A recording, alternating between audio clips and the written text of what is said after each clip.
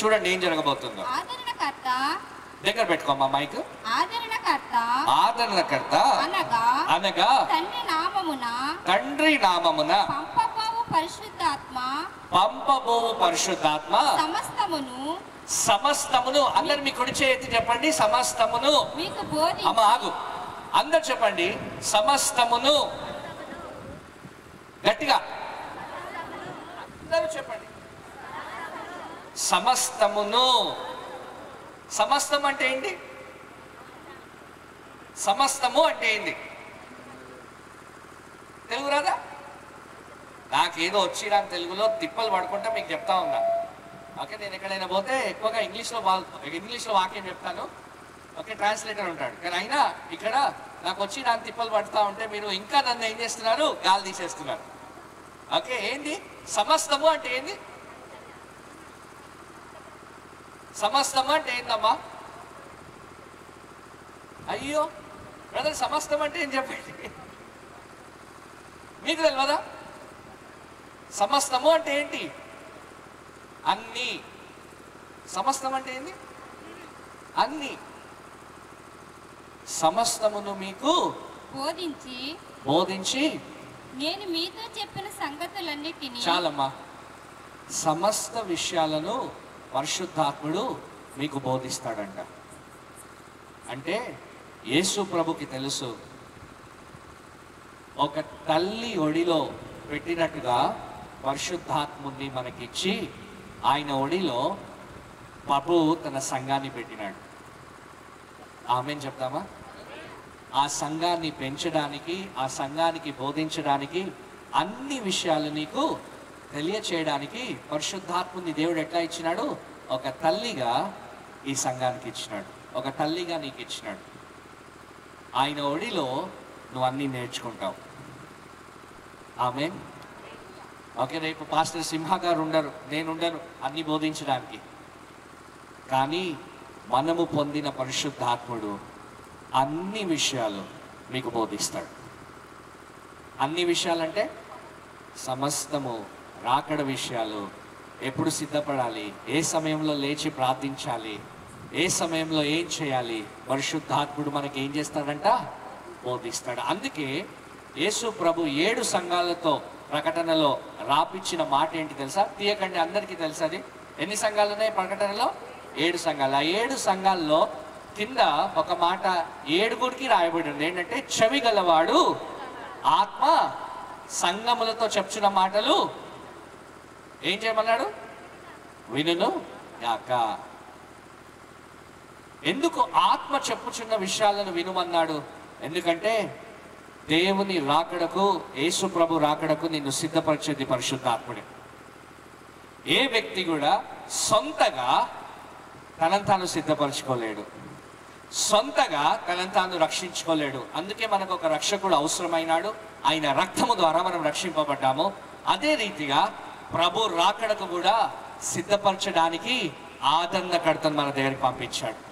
ఆ ఆదరణకర్తతో ఎప్పుడైతే మనం సహవాసాన్ని కలిగి ఉంటామో, ఆ ఆదరణకర్త అయిన పరిశుద్ధాత్ముడు ఏం చేయబోతున్నాడు?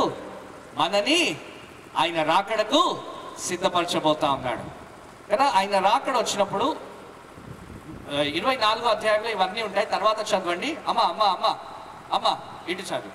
అందరూ బైబిల్ తర్వాత చదువుకోండి. 24వ అధ్యాయము. ఇప్పుడు అవన్నీ చదివిస్తే ఇంకో గంట అయిపోతుంది. ఈ ఒక్క మాట మీకు చెప్పనియండి.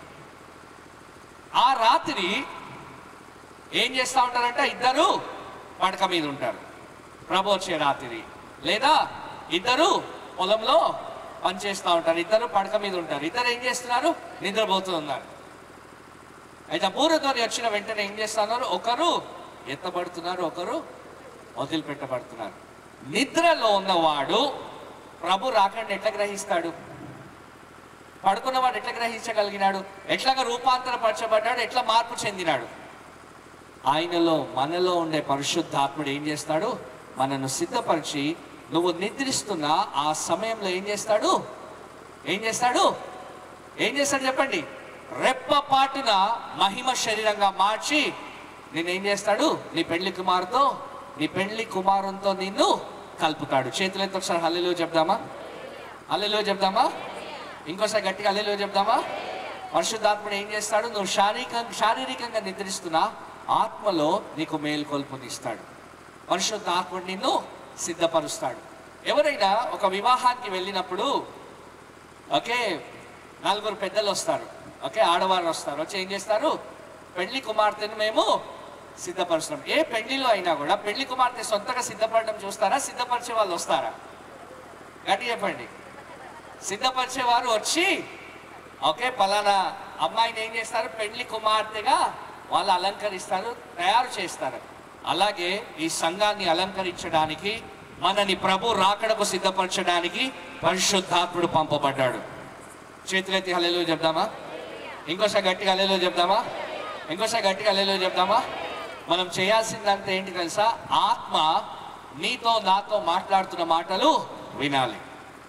ఆ స్వరాన్ని గ్రహిస్తే చాలు, ఆయన స్వరం వింటే చాలు, ఆయన స్వరం చొప్పున నువ్వు ముందుకు సాగితే చాలు, ఆయన రాకడికి నువ్వు సిద్ధపడతావు. ఇంకో మాట చెప్పి నేను ముగించేస్తాను. యేసు ప్రభు ఎప్పుడు రాబోతున్నాడో మనకి తెలుసా? తెలుసా లేదా? తెలిసిన వారు ఎవరైనా ఉంటే చేయొద్దండి. పలానా డేట్ పలానా తారీఖున ప్రభు రాబోతున్నాడు అని ప్రభు చెప్పాడా? లేదు. యేసు ప్రభు ఒక మాట అన్నాడు, నేను ఎప్పుడు రాబోతున్నానో నాకు తెలియదు. ఎవరికి తెలుసంట? ఎవరికి తెలుసు? పరలోకమందున్న తండ్రికి తెలుసు అంట. ఎవరికి తెలుసు చెప్పండి? యేసు ప్రభు ఎప్పుడు రాబోతున్నాడు? తండ్రికి తెలుసు అన్నాడు. పరిశుద్ధాత్ముడు ఎవరు తెలుసా? పరిశుద్ధాత్ముడు ఎవరు తెలుసా మీకు? కన్యక అయిన మరియ గర్భాన్ని ధరించక మునుపు ఇంకా ధరించాల్సిన సమయం వచ్చినప్పుడు గబ్రియేల్ దూత వచ్చినాడు. వచ్చి ఆమెకు చెప్పినాడు, నువ్వు త్వరలో కుమారుణ్ణి కంటావు అన్నప్పుడు గాబ్రియేల్ దూతతో మరియా, కన్యకైన మరియా అన్న మాట ఏంటంటే, ప్రభా అమ్మ తీయొద్దమ్మా, ఇవన్నీ చదువుతూనే ఉన్నావు, విను ఇక్కడ, ఓకే, బైబిల్ ఎక్కడ పోదు, మీ దగ్గరనే ఉంటుంది, మేము ఉండము, ఈ రాత్రి వెళ్ళిపోతాం, సో మేము చెప్పేది వినండి. సో ఆ గబ్రియేల్ దూతతో ఈమె అడిగింది, ఏమని అడిగిందంటే, నేను ఏ పురుషుణ్ణి ఎరగను, నేను కుమారుణ్ణి కనడం ఏంటి, అసలు కుమారుడు ఎట్లా పుడతాడు నాకని. అప్పుడు గాబ్రియేల్ దూత ఏమని తెలుసా? పరిశుద్ధాత్ముడు నీ మీదికి వస్తాడు, నువ్వు గర్భం ధరిస్తావు, ఆ పుట్టినవాడు పరిశుద్ధాత్ముని ద్వారా నీకు పుడతాడు అన్నది. చేతులెత్తి ఒకసారి హల్లెలూయా చెప్దామా? అయితే యేసు క్రీస్తు ప్రభుని ఈ లోకంలోకి కన్యక గర్భం ద్వారా తీసుకొచ్చింది ఎవరు చెప్పండి? పరిశుద్ధాత్ముడు. యేసు క్రీస్తు ప్రభుని అభిషేకించింది పరిశుద్ధాత్ముడు. పావుర రూపంలో బాప్తిజం అయిన తర్వాత ఆయన మీదకి దిగొచ్చింది పరిశుద్ధాత్ముడు.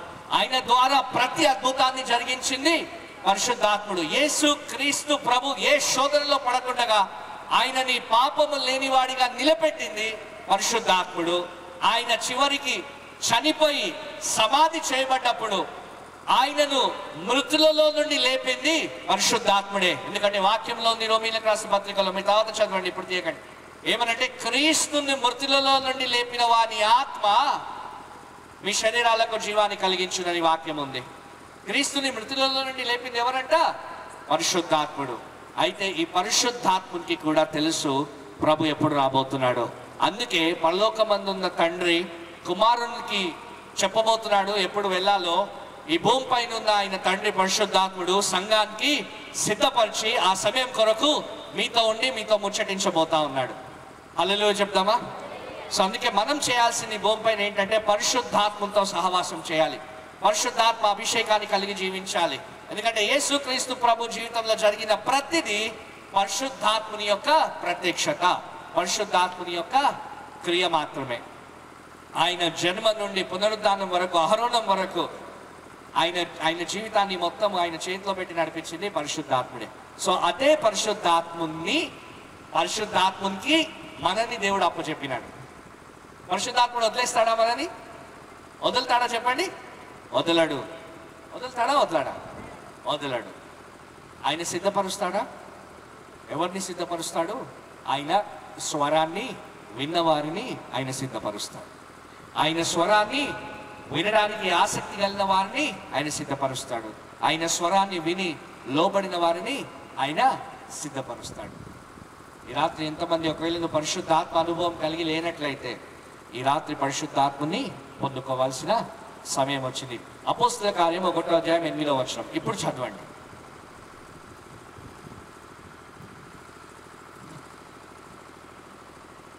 అయినను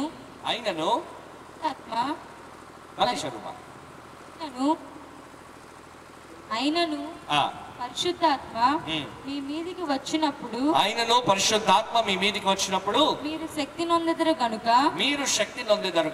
మీరు యెరూషలేములోను యూదయ సమరయ దేశములంతటను భూదిగంతముల వరకును నాకు సాక్షులై ఉందురని. చేతులతో గట్టిగా హల్లెలూయా చెప్దామా అని వారితో చెప్పిండు.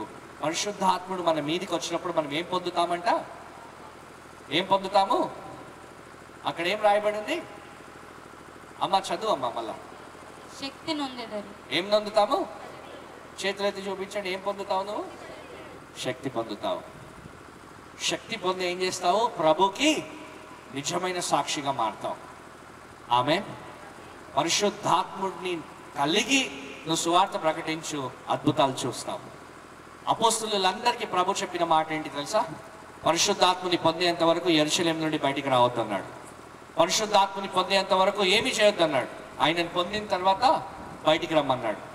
పరిశుద్ధాత్మని పెంతెకొస్తు దినాన వారు పొంది అప్పుడు సువార్త ప్రకటించడం మొదలుపెట్టినప్పుడు ఎక్కడెక్కడైతే వారు సువార్త ప్రకటించినారో పరిశుద్ధాత్ముడు ప్రజల మీదకి దిగి వచ్చి అక్కడ అద్భుతాలు చేసి వాళ్ళ హృదయాలను ప్రభు వైపు తిప్పినాడు.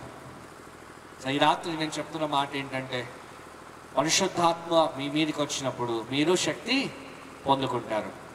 ఆ పరిశుద్ధాత్ముడు మిమ్మల్ని రాకడకై సిద్ధపరచడం మాత్రమే కాదు, అన్ని విషయాలు మీకు బోధిస్తాడు. హల్లెలూయా చెప్దామా? హల్లెలూయా చెప్దామా? అన్ని విషయాలు బోధించి ఆయన రాకడకై నిన్ను సిద్ధపరుస్తాడు. ఈ సంఘాన్ని అందుకే అనాథగా వదిలేయలేదు, అనాథగా వదిలేసి పెట్టేయలేదు ప్రభు. ఆయన ఆత్మ చేతిలో అప్పచెప్పి సిద్ధపడు అన్నాడు. మన సిద్ధపాటు ఏంటి తెలుసా? ప్రభు యొక్క ఆత్మస్వరం వినడమే. పరిశుద్ధాత్ముడు చెప్తున్న మాటలు వినుట వలన నువ్వు సిద్ధపడిపోతావు. పరిశుద్ధాత్మ నడిపింపులో ఉండుట ద్వారా నువ్వు సిద్ధపడతావు. ఆమేన్. ఈ రాత్రి చెప్పండి, ఎంతమంది పరిశుద్ధాత్ముడు నీతో ఉన్నప్పుడు పరిశుద్ధాత్ముడు నిన్ను ఒక్క రెప్ప పాటున మార్చి ఏం చేయబోతున్నాడు? పెళ్లి కుమారునితో నిలబెట్టబోతున్నాడు. అందుకే ఆత్మ దేవునితో సహవాసం చేయడము ముఖ్యము. అందుకే పరిశుద్ధాత్మ నింపుదల కలిగి జీవించడము ముఖ్యము. ఎందుకంటే ఆత్మ దేవుడు ఆయనకి తెలుసు ఎప్పుడు పెళ్లి కుమారుడు రాబోతున్నాడు. అందుకే పెళ్లి కుమార్తెను సిద్ధపరచడానికే ఇంకా ఆయన భూమి మీదనే ఉన్నాడు. పరలోకంలో ఎవరున్నారు? తండ్రి ఉన్నాడు, కుమారుడు ఉన్నాడు. పరిశుద్ధాత్ముడు ఎక్కడున్నాడంటే ఈ భూమి పైన ఉన్నాడు. ఏం చేస్తున్నాడు? ఆయన స్వరాన్ని సంఘానికి వినిపిస్తా ఉన్నాడు. ఆమేన్. ఈ సంఘాన్ని ఆయన రాకడ కొరకు సిద్ధపరచడానికి పని చేస్తూ ఉన్నాడు. సో ఈ రాత్రి ప్రభు మీ అందరినీ ఆయన ఆత్మశక్తితో నింపాలని, ఆయన ఆత్మతో మీరు నడవాలని, ఆయన ఆత్మ స్వరాన్ని మీరు వినున్నట్లుగా ఆత్మదేవుడు మిమ్మల్ని దర్శించాలని చిన్న ప్రార్థన చేసి మనం ముగించుకుందాం. ఎంతమంది అయితే ఈ రాత్రి పరిశుద్ధాత్ముడు నీ మీదకి రావాలి, ఈ రాజ్య సువార్తను ప్రకటించాలి, నువ్వు రక్షింపబడ్డం మాత్రమే కాక నువ్వు అనేకులను ఈ రక్షణ భాగ్యంలోకి నడిపించి, నువ్వు అనేకులను పరిశుద్ధాత్మ నింపుదలలోకి నడిపించి, అనేకులు నీ ద్వారా ప్రభుని తెలుసుకున్నట్లుగా, దాని ద్వారా ఈ లోకమంతటను ఒక సాక్ష్యముగా, ఒక సూచనగా ఈ సువార్త ప్రకటింపబడుతుంది. అటు తర్వాత అంతము వస్తుంది. సో ప్రభు రాకడ త్వరలో రావాలి అని భారం కలిగిన ప్రతివాడు చేయాల్సింది ఏంటంటే సువార్తను త్వరపడి ప్రకటించాలి. ఆయన ఆత్మ ద్వారా ప్రకటించాలి.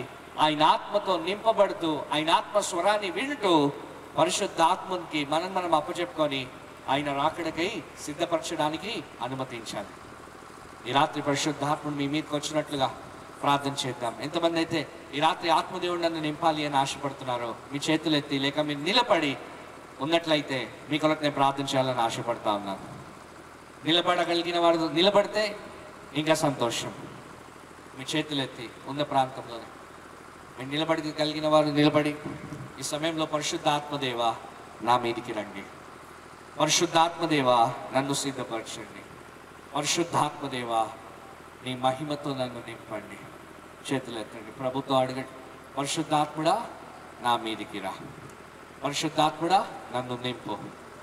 ఇన్ని రోజులు పరిశుద్ధాత్మ దేవుని సన్నిధిని నువ్వు నిర్లక్ష్య పెట్టినట్లయితే, పరిశుద్ధాత్మ దేవుని సన్నిధిని పొందుకోకుండా ఆయన